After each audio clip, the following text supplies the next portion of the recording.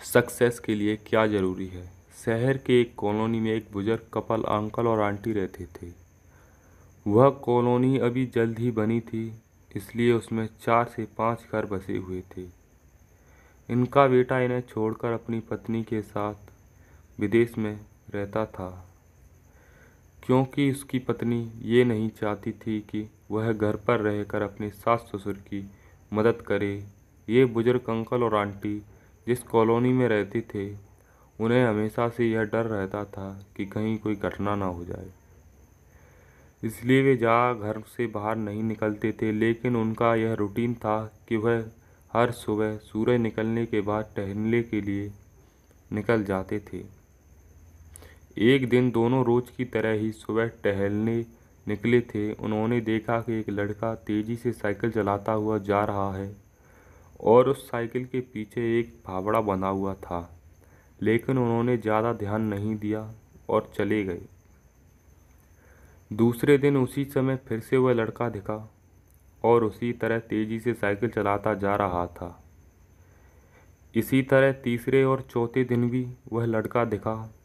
पांचवें दिन आंटी जी ने अंकल जी से पूछा कि ये लड़का हर रोज़ सुबह सुबह इसी समय तेजी से साइकिल चलाते हुए जाता है। मुझे लगता है कि कुछ गड़बड़ है। कहीं ये लड़का कोई गलत काम करने तो नहीं जा रहा। लेकिन अंकल जी ने मना कर दिया कि जा रहा होगा, कहीं हमको क्या। परंतु आंटी जी ने कहा हमको देखना चाहिए कि हमारी कॉलोनी में कोई गड़बड़ तो नहीं। अंकल जी बोले ठीक है, अगले दिन हम इस लड़के का पीछा करेंगे और देखेंगे कि ये जा रहा कहाँ है। अगले दिन सुबह को फिर से वह लड़का तेजी से साइकिल चलाता निकला। उनके पीछे अंकल और आंटी भी गए। उन्होंने देखा कि थोड़ी दूर जाने के बाद उस लड़के ने एक पेड़ के पास साइकिल खड़ी कर दी। उसी पेड़ के पास थोड़ी सी खाली ज़मीन पड़ी थी और उसे वो खोदने लगा। अंकल और आंटी जी ने कुछ देर तक देखते रहे कि ये लड़का क्या कर रहा है, लेकिन लड़का ज़मीन खोदे जा रहा था। कुछ देर बाद उन्होंने लड़के से पूछा कि आप ये क्या कर रहे हो।